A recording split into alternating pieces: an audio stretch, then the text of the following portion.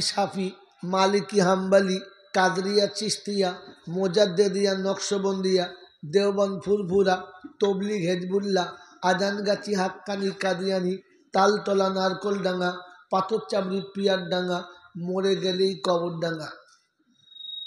হিন্দু, মুসলমান, জৈন, খ্রিস্টান, বেঈমান, নাফরমান, মরলে সব কটা সমান সমান, তখন একটাই নাম, সেটা হচ্ছে লাশ।